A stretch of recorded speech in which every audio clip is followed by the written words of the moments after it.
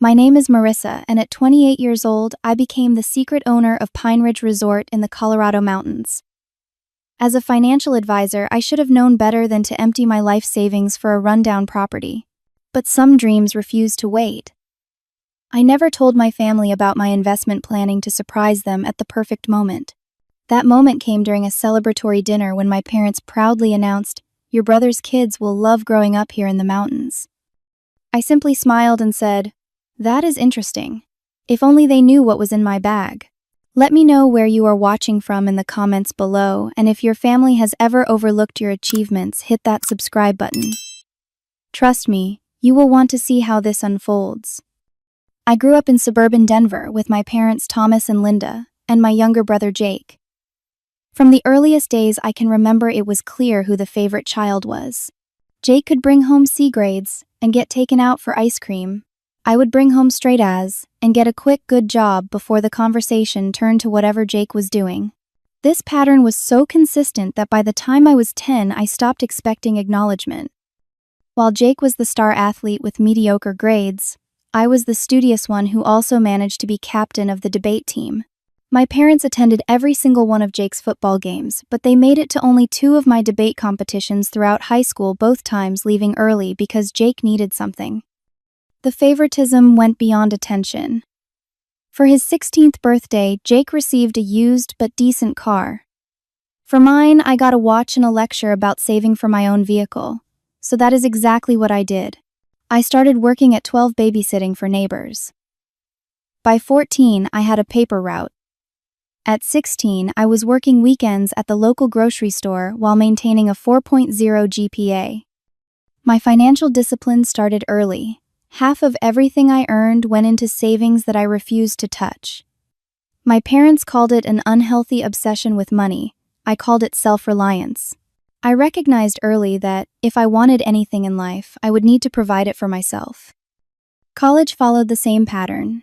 Jake went to Colorado State on a partial athletic scholarship with our parents covering the rest. I won an academic scholarship to University of Colorado Boulder, but still worked 20 hours a week to cover living expenses. I studied finance and economics, graduating summa cum laude, while Jake barely finished with a general studies degree after 5.5 years. After college, I landed a job at Westridge Financial, one of the most prestigious firms in Denver. I worked 70-hour weeks, lived frugally in a tiny apartment, and continued saving aggressively. By 26, I became the youngest partner in the firm's history. My parents celebrated by taking the family out to dinner, where they spent most of the evening talking about Jake's new business idea, a food truck that specialized in gourmet grilled cheese. The food truck failed within 6 months, so did the artisanal coffee shop that came after it, and the custom snowboard company. Each time my parents bailed him out financially. Each time I got phone calls about how I should help my brother because family supports family. Each time I politely declined, which led to tense family gatherings where I was painted as the selfish daughter who would not share her success. Jake and I had been close as children. He was my little brother and I adored him despite the favoritism. We would build snow forts together in winter and catch fireflies in summer. But as we grew older, the dynamics changed. He became entitled, expecting others to solve his problems. I became self-sufficient, perhaps to a fault. By our 20s, our relationship was cordial but distant. Throughout all this, I carried one consistent dream. When I was 9, our family spent a summer week at Pinewood Lodge, a small family-owned mountain resort, with 6 rustic cabins and a main lodge. I fell in love with the pine-scented air, the crackling fireplace, and the kind elderly couple who owned it. They seemed so content, providing a beautiful experience for families while living in their own slice of paradise. One day I told my mother as we drove away, "I am going to own a place like this." She patted my head and said, "That is nice, dear, but those places are for rich people. Better to focus on realistic goals." That dismissal only strengthened my resolve. Every year on my birthday, I would look at mountain resort listings online, not to buy but to dream. I calculated how much such properties cost, what renovations might be needed, and developed business plans in my spare time. It became more than a dream. It became a plan. By 27, I had stopped seeking parental approval. Therapy helped me understand that I might never receive the validation I craved from my family. Instead, I focused on building my own life according to my own values. I dated occasionally but kept relationships casual, not wanting anything to distract from my financial goals. Friends called me driven. Family called me obsessed. I called myself determined. The emotional journey of learning to validate myself rather than seeking external approval was difficult. There were nights I cried myself to sleep after family gatherings where Jake's latest venture was celebrated while my consistent success was treated as expected. But each time I would wake up the next morning, look at my growing investment portfolio, and remind myself that I was building something for me, not for their approval. Little did my family know, all those years of saving and investing were about to manifest into something tangible, something that would force them to see me differently. Or so I thought. The discovery of Pine Ridge Resort happened purely by chance during one of my solo hiking trips. I had started hiking as a form of stress relief from the demands of my corporate job. That particular Sunday in April, I had chosen a new trail about 2 hours from Denver, seeking some solitude after a particularly tense family Easter dinner, where my parents had announced they were investing in Jake's newest business, a craft brewery. The trail wound through a beautiful pine forest before opening to a vista overlooking a small valley. From that vantage point, I spotted what looked like a cluster of cabins near a small lake. Curious, I followed a side trail down and found myself at the entrance to Pine Ridge Resort. The sign was weathered, one corner hanging loose. The gravel driveway needed work. But as I walked onto the property, I felt an immediate connection.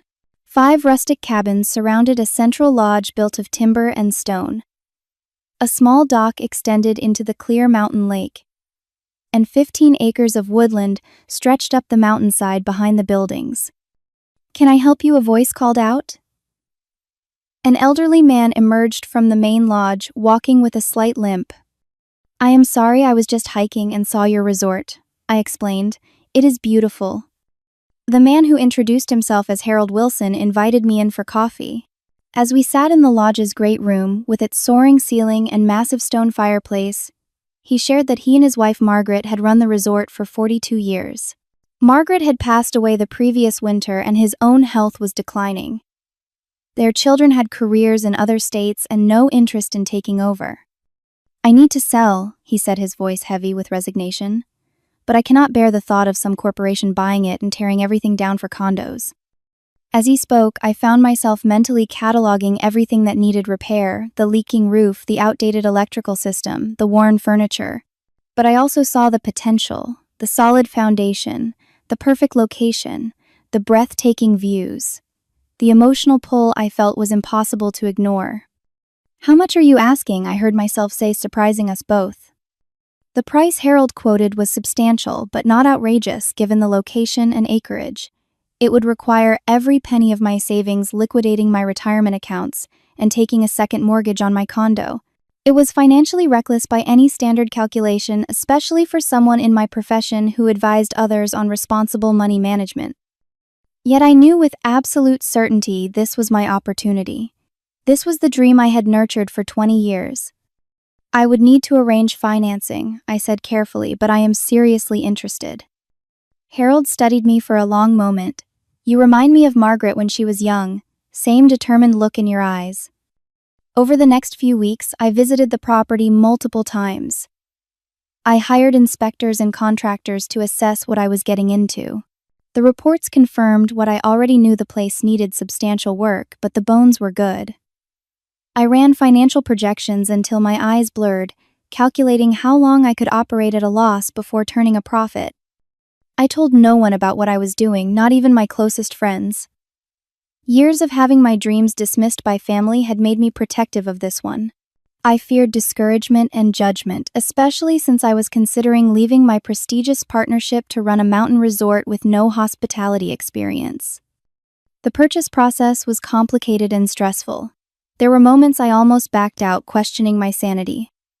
But whenever doubt crept in, I would drive to the property and sit by the lake, envisioning what could be. The peace I felt there confirmed I was making the right decision. The day I signed the final papers, Harold handed me a set of ancient keys, and tears welled in his eyes. Margaret and I had our first date here when it was owned by her uncle, he said.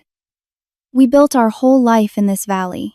Promise me you will honor the spirit of this place. I promised, feeling the weight of his trust along with my own dreams. With property in hand, I began the daunting task of renovation while still working my full-time job. I hired local contractors for the major structural work, but spent every weekend and many evenings painting, cleaning, and learning the systems of the resort. My hands, once manicured for client meetings, became calloused and often paint-splattered. I focused first on fully renovating one cabin as a proof of concept. I updated the bathroom, replaced the flooring, and furnished it with comfortable but rustic pieces that maintained the authentic mountain character. The work was exhausting but deeply satisfying in a way my corporate job had never been. Working with the local contractors introduced me to the tight-knit mountain community. Unlike my experiences in corporate Denver, where connections were often transactional, the mountain residents were genuinely helpful once they realized I was not a developer planning to destroy the property's character. Toby, the 70-year-old plumber who had maintained the resort systems for decades, spent hours teaching me about the well and septic systems. Lucia, who owned the local general store, introduced me to regional artisans whose work could add authentic character to the cabins. The first paying guests arrived 3 months after my purchase. I had managed to renovate only one cabin and make essential repairs to the lodge, but it was a start. A young couple from Texas celebrating their anniversary became Pine Ridge Resort's first customers under my ownership. When they left a glowing review online, I printed it out and pinned it to the office wall, my first tangible evidence that this crazy dream might actually work. In those first months, I discovered strengths I never knew I had. I learned to unclog toilets, negotiate with suppliers, and create marketing materials. I also discovered weaknesses, particularly in hospitality, where my corporate directness sometimes came across as brusque to guests expecting mountain warmth. But most importantly, I found acceptance. In this community, I was not the overlooked daughter or the workaholic financial advisor. I was simply Marissa, the new owner of Pine Ridge, who was working hard to restore a beloved local landmark. This sense of belonging was something I had never fully experienced in my own family. It strengthened my resolve to make the resort succeed not just as a business, but as my home.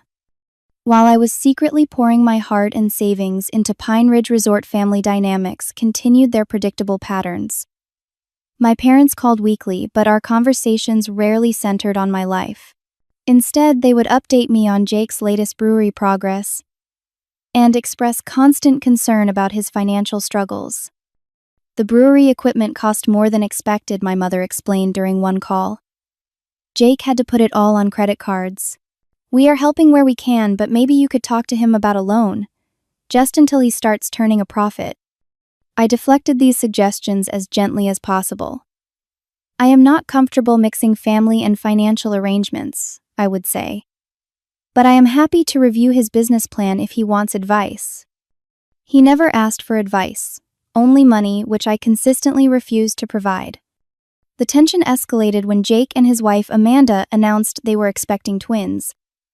My parents were ecstatic about becoming grandparents, and Jake immediately leveraged this news to secure more financial support.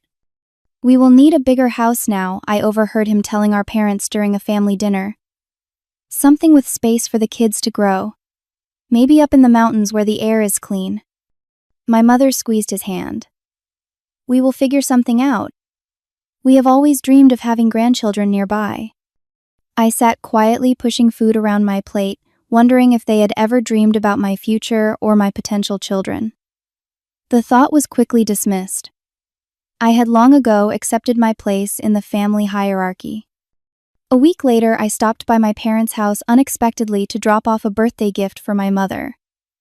Their door was unlocked as usual, and I heard voices from the kitchen. I paused in the hallway when I realized they were discussing finances. "We could use some of the retirement fund," my father was saying. "It would mean working a few more years, but Jake needs this.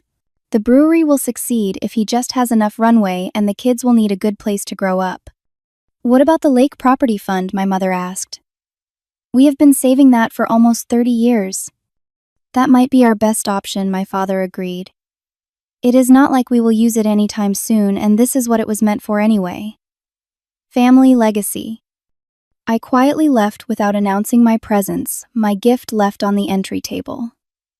I drove straight to Pine Ridge, my emotions churning. The Lake Property Fund had been mentioned occasionally throughout my childhood. My parents had been saving to buy a vacation property someday.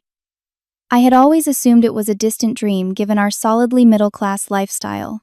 Now I realized they had been serious disciplined even about this particular goal. Just not for me, never for me. The irony was painful. While they had been saving for their lake house dream, I had been saving for and actually purchasing my own mountain resort.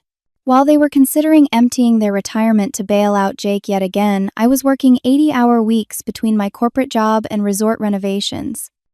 That evening, sitting on the dock at my own lake, I considered telling them about Pine Ridge. Perhaps seeing what I had accomplished would change how they viewed me. Perhaps they would finally be proud. But years of experience held me back. I could predict their reactions with painful accuracy. My mother would worry about the financial risk. My father would question my hospitality experience. Both would frame it as another example of my obsession with proving something. The joy of my achievement would be diminished, analyzed, and ultimately redirected to concerns about Jake, who really could use your business expertise right now. So I maintained my silence, creating elaborate excuses for why I was unavailable on weekends and evenings.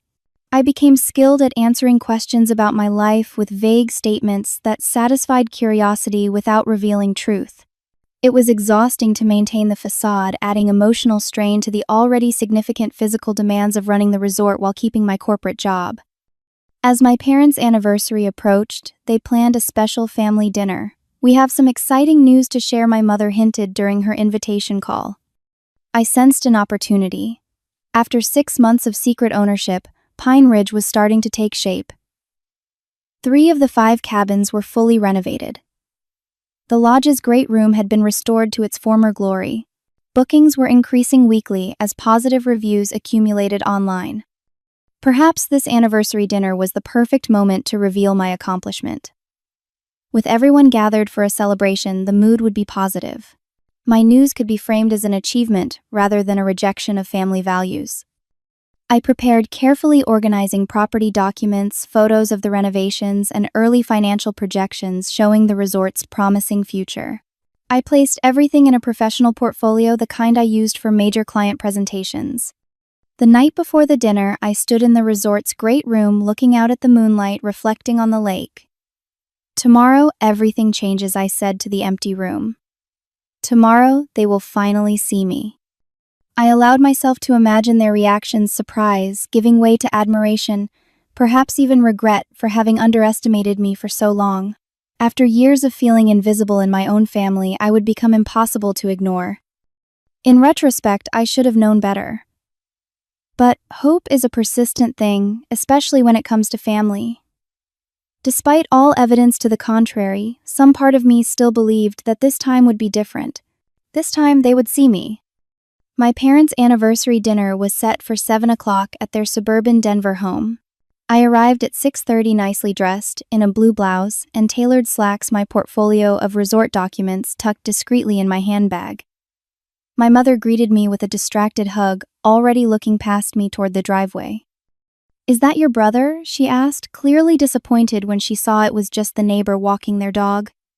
I helped set the table and arrange the flowers I had brought, making small talk about the unusually warm spring weather. My father joined us immediately, asking if I had heard from Jake. "He texted that they are running late," I said, having received the message moments earlier. "Of course," my father said with an indulgent smile. "With Amanda being pregnant, they have to move a bit slower these days." Jake and Amanda finally arrived at 7:45, nearly an hour late. My pregnant sister-in-law received elaborate attention from my parents, being guided to the most comfortable chair and fussed over continuously. Jake accepted their doting as his due, regaling everyone with stories about the brewery's progress. "The equipment installation is finally complete," he announced, as we began eating the roast beef dinner my mother had prepared. "We should be brewing our first official batch next week." "That is wonderful, honey," my mother beamed. "Your father and I were just saying how impressed we are with your vision." I ate quietly, waiting for an appropriate moment to share my news. The conversation never veered in my direction. When dessert was served, my mother inquired about Amanda's pregnancy, Jake's business, and even the neighbor's new landscaping. Not once did anyone ask about my work or life. As coffee was served, my father cleared his throat. "Your mother and I have an announcement to make," he said, reaching for my mother's hand. "As you know, we have been saving for many years for something special." My mother smiled widely. "We wanted to wait until the perfect moment to share this, and with the twins coming, that moment is now." My stomach tightened. I clutched my handbag a little closer. "We have been putting money aside for 30 years toward a lake property in the mountains," my father continued, "a place where the family could gather for holidays and summers." I froze coffee cup halfway to my lips. My mother turned to Jake and Amanda. "We are so proud. Your brother's kids will love growing up here in the mountains. We have enough saved now, and we want to help you find the perfect property to build your family home." The room seemed to spin slightly. I carefully set down my cup to hide the trembling of my hand. "We know with the twins coming you will need more space," my father added. "And the brewery is just getting started, so finances must be tight. We want to help you establish roots in a place that can become a legacy for our grandchildren." Jake looked stunned but quickly recovered. "Wow, that is incredibly generous. We have been worried about space, but did not know how to afford a move right now." Amanda wiped away tears. "This means everything to us. The twins will have such a wonderful childhood with space to run and play." "That is interesting." I finally managed to say, my voice surprisingly steady despite the storm raging inside me. All eyes turned to me, perhaps registering for the first time that I had barely spoken all evening. "Interesting," my mother repeated. With deliberate calm, I reached into my handbag and withdrew the portfolio. I placed it on the table and opened it to reveal photographs of Pine Ridge Resort, along with the property deed bearing my name. "I thought this might be a good time to share some news of my own," I said. 6 months ago, I purchased this mountain resort, 15 acres, 5 cabins, and a main lodge on Alpine Lake. Silence descended on the table. My parents stared at the photos with expressions of confusion. Jake leaned forward, frowning as he examined the documents. "You bought a vacation home?" my mother finally asked, her tone suggesting I had made an impulsive purchase like a pair of expensive shoes. "Not exactly," I replied. "I bought a business, Pine Ridge Resort. I have been renovating it while maintaining my partnership at Westridge. We are already operational with 3 cabins and the lodge complete." My father picked up one of the photos. "This looks like a significant investment. Is this why you have been so unavailable lately?" I nodded. "I have been working there every weekend and most evenings." "Why would you do this without telling anyone?" my mother asked, sounding more bewildered than impressed. "This seems like a huge risk. What do you know about running a resort?" Before I could answer, Jake interjected. "This is actually perfect timing," he said, his entrepreneur's mind clearly calculating angles. "We could use this property for our mountain home. The twins would have all that space, and you could still keep it as a business. Win-win." "It is not a vacation property," I clarified firmly. "It is my business and my home. I am planning to move there permanently next month and manage it full-time." "You are leaving your partnership?" my father asked, appearing genuinely alarmed now. "Marissa, that is your career. You have worked so hard for that position." "This is my dream," I said simply. "I have wanted this since I was 9 years old. I have worked, saved, and planned for this specific goal." "Well," my mother said with a tight smile, "I suppose it is nice that you can afford to indulge in a hobby property. But buying a mountain resort seems a bit selfish right now when your brother is starting a family and needs help establishing roots for his children." The word selfish hit like a physical blow. Years of therapy had prepared me for disappointment, but not for this particular pain. Jake looked thoughtfully at the photos. "How much did you pay for this place? If you are having second thoughts, I might be interested in taking it over. We could work out a family rate." I stared at him, momentarily speechless. Then, with a calm I did not feel, I began gathering the documents and photos, sliding them back into the portfolio. "This is not a hobby," I said evenly. This is not an impulsive purchase.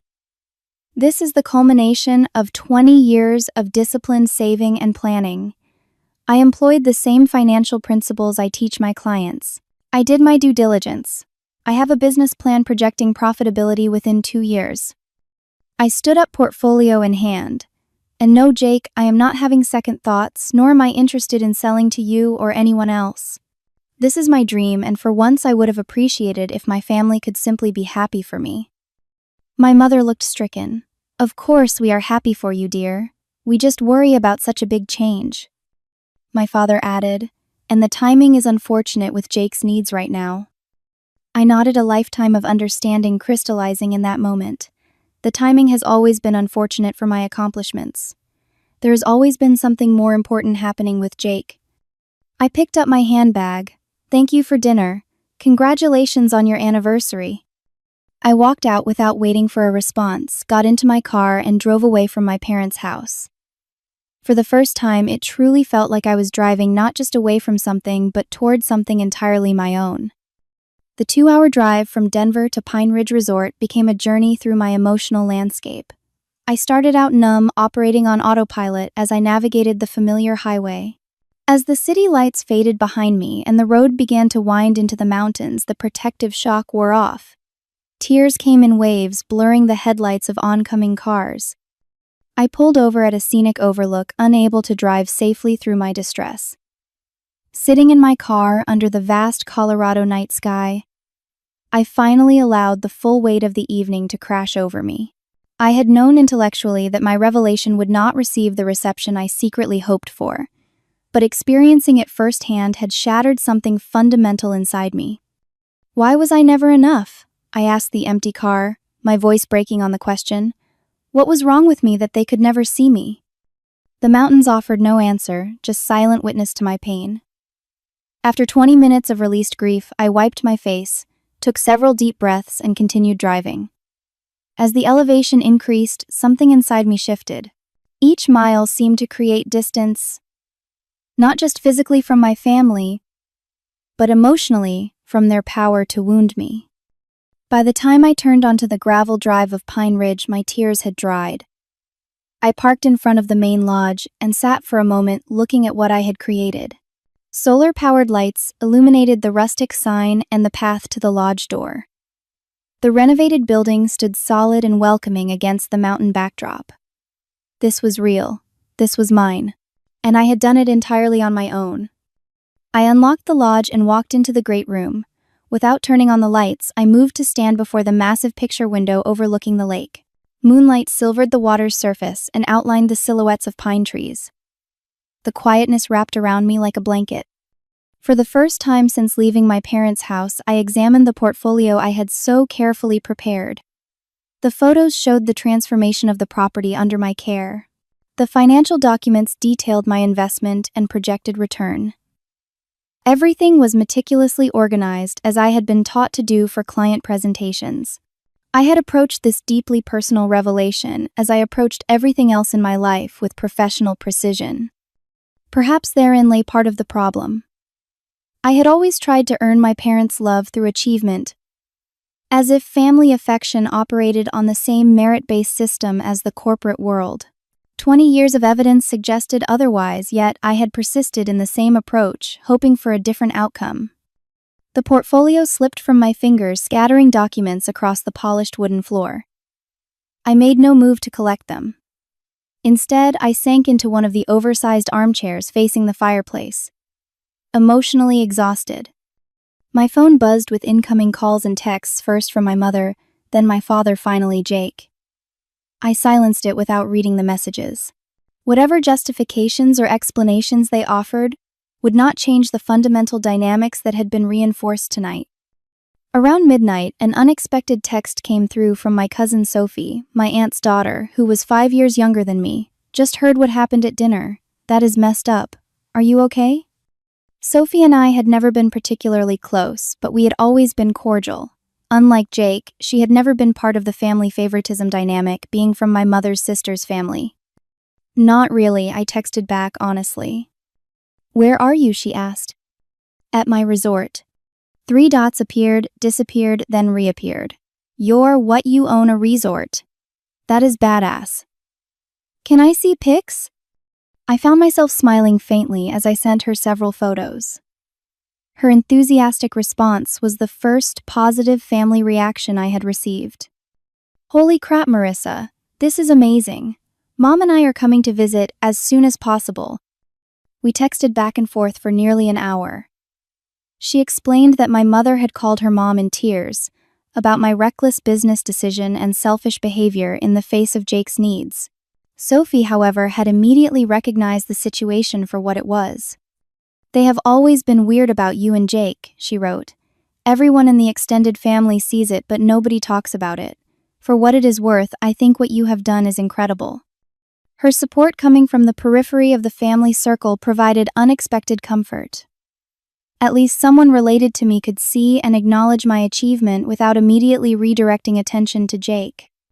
I finally went upstairs to the owner's apartment I had created in what was once storage space above the lodge.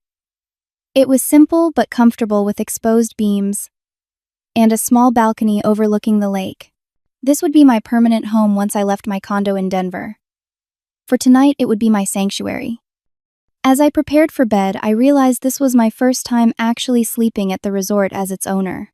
Despite my frequent work visits, I had always returned to Denver afterward, maintaining the separation between my secret project and regular life. Tonight, those worlds had collided and there was no going back. I slept fitfully, my dreams filled with fragments of the dinner conversation playing on endless loop. When dawn broke, I moved to the balcony with a cup of coffee, watching the mist rise from the lake surface. The mountains stood solid and immutable in the background, a reminder of permanence amid life's fluctuations. In that quiet morning moment, clarity arrived with surprising gentleness. The validation I had sought from my family would never come in the form I wanted. No achievement, no success, no property or business would ever shift the fundamental dynamics established in childhood. My parents would always see Jake as the one needing support and me as the self-sufficient one who should understand and accommodate his needs. But here was the revelation: I no longer needed their validation. The resort itself, the community I was building here, the vision I was bringing to life, these things were real and valuable regardless of whether my family could recognize them. My worth was not determined by their ability to see it. The understanding settled into my bones with the warming rays of the morning sun. I would not cut off my family, but I would stop expecting them to be something they could not be. I would establish boundaries based on what was healthy for me, rather than what might finally earn their approval. For perhaps the first time in my adult life, I felt truly free, not just financially independent, but emotionally liberated from the endless cycle of seeking validation and being disappointed. The mountain air seemed fresher, the coffee tasted richer, and the path ahead, while still challenging, appeared clearer than ever before. The 3 months following the disastrous family dinner became a period of intense transformation, both for Pine Ridge Resort and for me personally. After that night, I made several life-altering decisions that would have seemed reckless to the cautious financial advisor I had been for years. First, I submitted my resignation to Westridge Financial, giving a generous 1-month notice to transition my clients to other partners. My colleagues were shocked. Several senior partners attempted to change my mind with offers of increased compensation and reduced hours, but my decision was firm. I had built an impressive career, but it had never brought me the satisfaction I found in a single day at Pine Ridge. I appreciate everything I have learned here, I told the managing partner during our final meeting, but I have discovered that success without fulfillment is just an expensive way to be unhappy. With my corporate responsibilities concluded, I sold my Denver condo and moved permanently to the owner's apartment above the lodge. Leaving behind city life was surprisingly easy. The morning symphony of birdsong replaced traffic noise, and the evening ritual of watching sunset over the lake supplanted after-work happy hours. My financial cushion was gone, invested entirely in the resort. For the first time since childhood, I lived without a safety net. Rather than frightening me, this reality energized my efforts to make Pine Ridge successful.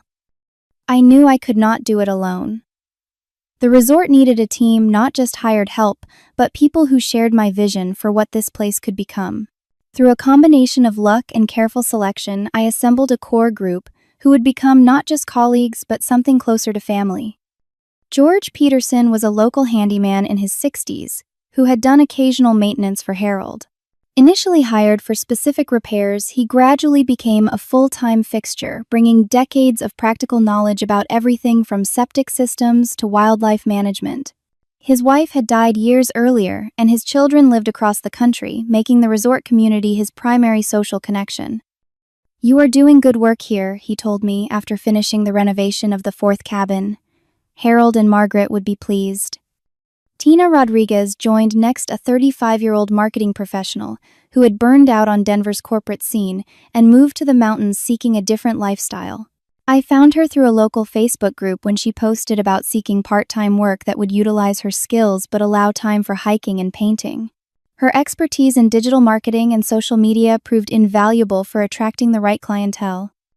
Rachel Williams completed the core team, bringing 20 years of hospitality experience from various mountain resorts across Colorado. At 48, she had been looking for a smaller, more intimate setting, where guest experience took precedence over corporate metrics. Her warmth with guests balanced my sometimes too direct approach, and her practical knowledge filled crucial gaps in my hospitality education. Together we worked to define what made Pine Ridge special, in an increasingly crowded market of mountain getaways. Rather than competing with luxury resorts offering spa treatments and gourmet restaurants, we emphasized authenticity, tranquility, and connection with nature. "People do not come to the mountains for marble bathrooms and turn-down service," Rachel observed during one of our planning sessions. "They come to remember what matters when all the noise of modern life is stripped away." This insight became our guiding principle. We renovated with quality materials, but maintained the rustic character that gave the resort its soul. Cabins featured comfortable beds, reliable heating, and updated bathrooms, but deliberately lacked televisions. Instead, each cabin offered a carefully curated bookshelf, board games, and a detailed guide to local hiking trails and wildlife spotting. The main lodge became our centerpiece, with its soaring ceiling and massive stone fireplace. We added comfortable seating groups that encouraged conversation, a selection of local wines and craft beers, and weekend acoustic music performed by regional artists. Most importantly, we created community among guests through optional shared activities like guided nature walks and evening campfires with storytelling. 3 months after going full-time, we achieved our first fully booked weekend. All 5 renovated cabins and the 2 lodge rooms were occupied with a waiting list, should there be cancellations. Guests came primarily through word of mouth and increasingly positive online reviews, praising the authentic mountain experience and peaceful retreat from digital overload. The financial challenges remained significant. Renovation costs had exceeded projections, and ongoing maintenance of a property this size was constant. I paid myself last, often foregoing salary entirely in leaner months. But the trajectory was positive, with bookings increasing steadily and repeat customers becoming common. Throughout this period, my contact with family was minimal. My parents had called repeatedly in the weeks following the dinner, leaving voicemails that ranged from concerned to critical. I responded with brief texts, assuring them I was fine, but needed space. Jake sent one message suggesting again that my resort would make a perfect family compound for his growing family, which I left unanswered. Sophie was the exception. True to her word, she and my aunt visited for a weekend in June, genuinely delighting in the resort and my accomplishment. "I get it now," Sophie said as we sat by the lake one evening. "This place feels like you somehow. Strong but welcoming, no pretense, just real." Her validation, freely given without comparison to Jake or concern about family dynamics, meant more than any professional accolade I had ever received. In late July, an unexpected visitor arrived at the resort. I was checking in a family from California when I looked up to see Amanda, Jake's wife, standing awkwardly in the lodge entrance. Her pregnancy was much more visible now, her hands resting protectively on her rounded belly. "Amanda," I said, surprised, "is everything okay?" She nodded, looking around the lodge with wide eyes. "Jake does not know I am here," she said quietly. "Can we talk privately?" After settling the California family in their cabin, I took Amanda to my private office behind the reception desk. She sank gratefully into a chair, accepting the water I offered. "This place is beautiful," she said, genuine admiration in her voice. The pictures did not do it justice. "Thank you," I replied, cautious about her purpose in coming alone. "What brings you up here today?" Amanda took a deep breath. "The brewery is failing," she said bluntly. "Jake will not admit it, but we have not sold enough to cover even basic costs for 3 months running. The equipment loans are 60 days past due." I nodded, unsurprised but sympathetic to her obvious distress. "Your parents have been helping," she continued, "but they are struggling too. Your father had to postpone retirement, and I think they have taken a second mortgage on their house." This was new information and concerning. My parents were in their mid-60s, hardly the time to be taking on additional debt. "I am sorry to hear that," I said carefully. "Jake thinks they are still planning to help with the mountain property for the twins," Amanda said, her voice dropping. "But I overheard your mother telling him they need to put that plan on hold. They simply do not have the funds right now." The irony was painful. After a lifetime of my parents prioritizing Jake's needs over everything, including their own financial security, they had finally reached their limit just as he was expecting their biggest contribution yet. Amanda looked directly at me. "I did not come to ask for money," she said, surprising me. "Jake would be furious if he knew I was here at all. I came because I need to understand how you did this." She gestured around us. "How you built something real, while Jake keeps failing despite all the support he gets." The question caught me off guard. I had expected a financial appeal, not genuine curiosity about my process. For the next hour, Amanda and I had the most honest conversation we had ever shared. I explained my years of saving, the detailed planning, the professional guidance I had sought before purchasing the resort. She listened intently, occasionally taking notes on her phone. "The difference," I finally said, "is that I never expected anyone to rescue me if I failed. I knew from the beginning that this was entirely my responsibility, so I did the necessary preparation. Jake has always had a safety net." Amanda nodded slowly. "That makes sense," she said quietly. "I love him, but I worry about the example we are setting for our children. I want them to learn self-reliance, not entitlement." As I walked her to her car, she paused to look back at the resort. "Would it be okay if I brought the twins here sometimes after they are born? Just for day visits. I want them to see what their aunt has built." "Of course," I said, touched by the request. "They will always be welcome here." After she left, I found myself thinking about family in new ways. The ties of blood were complicated, often painfully so, but perhaps there were possibilities for connection that did not require sacrificing my own boundaries or well-being. The following week, we installed the new sign at the resort entrance. Pine Ridge Resort. It proclaimed in hand-carved letters against a background of mountain silhouettes. Standing before it with my small team, champagne glasses in hand for a modest celebration, I felt a sense of ownership deeper than any legal document could convey. This was not just a business. This was my declaration of independence, my statement of values, and increasingly the foundation of a chosen family built on mutual respect and shared vision. Whatever came next with my blood relations, I had created something authentically mine. Something that could never be diminished by their inability to see its value or my worth. 6 months after the anniversary dinner revelation, Pine Ridge Resort had settled into a comfortable autumn rhythm. The summer rush had ended, leaving us with a steadier flow of weekend guests seeking fall foliage and early season skiing at nearby slopes. I had finally begun paying myself a modest salary, and the resort's financial projections showed continued improvement. On a crisp November Saturday, I was in the lodge preparing for an afternoon wine tasting featuring local Colorado vineyards when George appeared at my elbow. "You have visitors," he said quietly. "Your parents and brother are waiting on the deck." My heart seemed to skip several beats. In the 6 months since our confrontation, my parents had called periodically and sent occasional texts, which I had answered politely but briefly. Jake had not contacted me at all after my failure to respond to his family compound suggestion. "Did they say what they want?" I asked, buying time to compose myself. George shook his head. "Just that they would like to speak with you when convenient." I nodded, straightened my shoulders, and walked through the great room toward the deck doors. Through the glass, I could see my family arranged awkwardly on the outdoor furniture, looking simultaneously out of place and entitled to be there. As I pushed open the door, my mother rose immediately.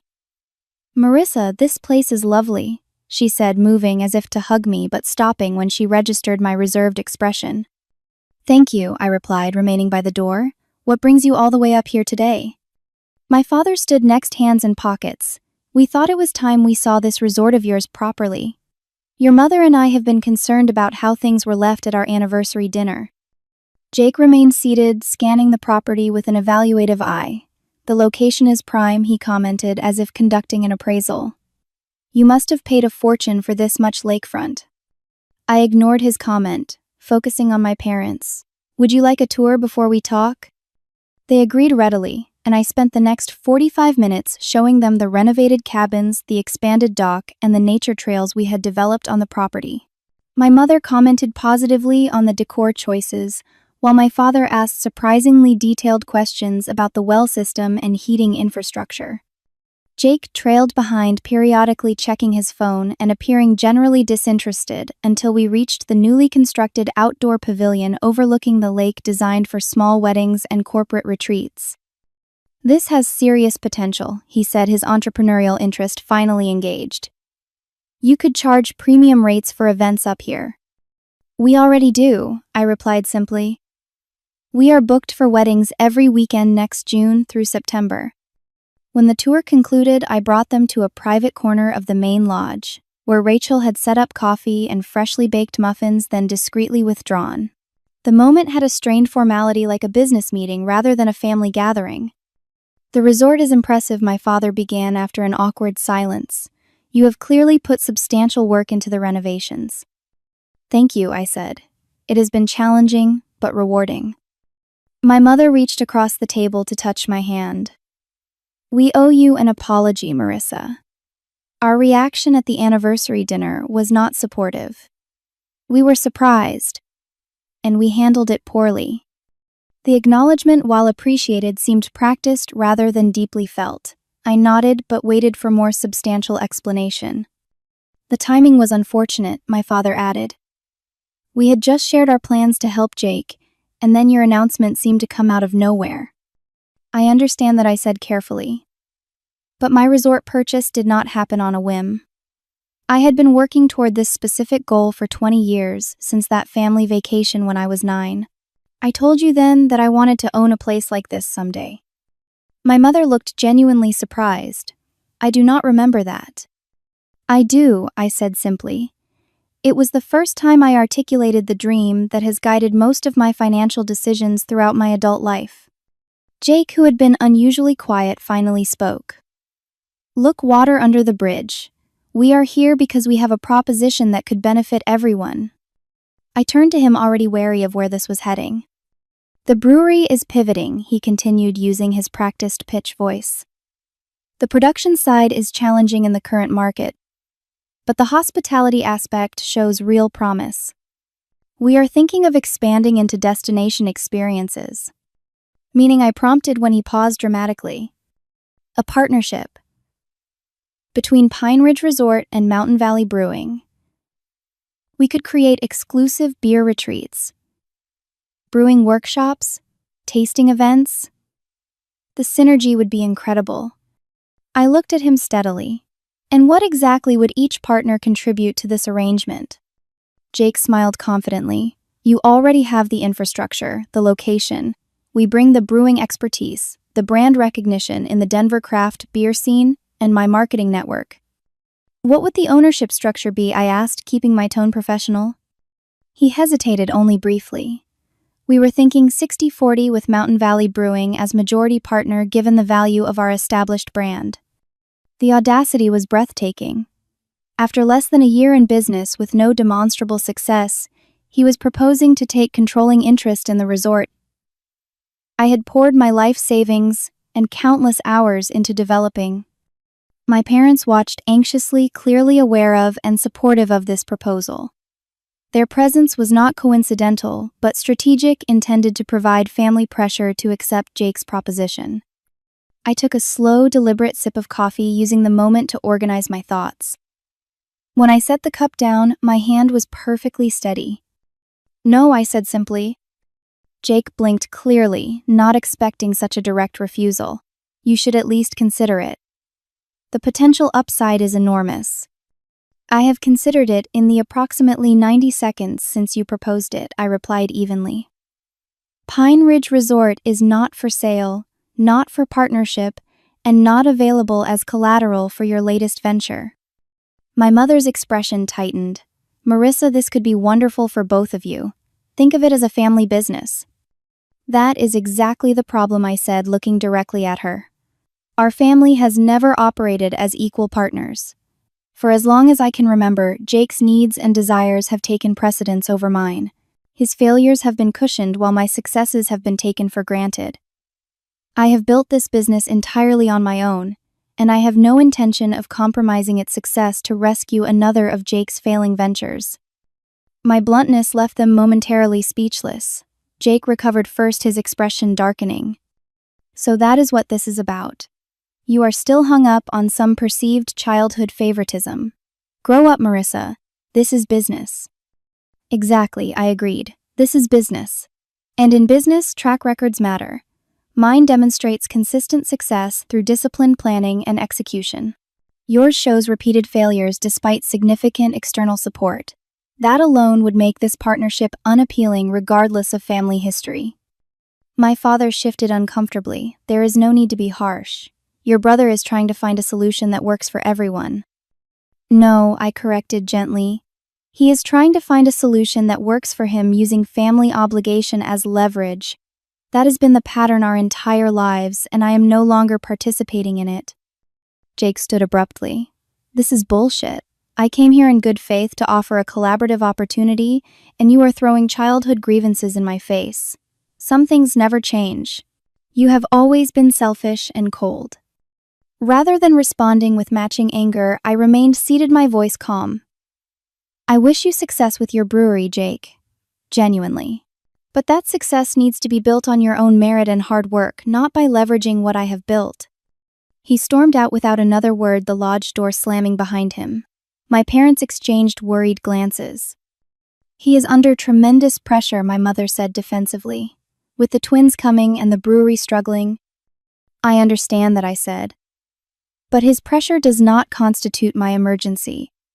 Nor does it obligate me to compromise what I have worked so hard to build. My father looked at me with an expression I could not quite read, somewhere between regret and realization. We may have done you both a disservice, he said quietly. Making things too easy for Jake and expecting too much self-sufficiency from you. The acknowledgement, however partial, was more than I had ever expected to hear. I appreciate you saying that, I said sincerely.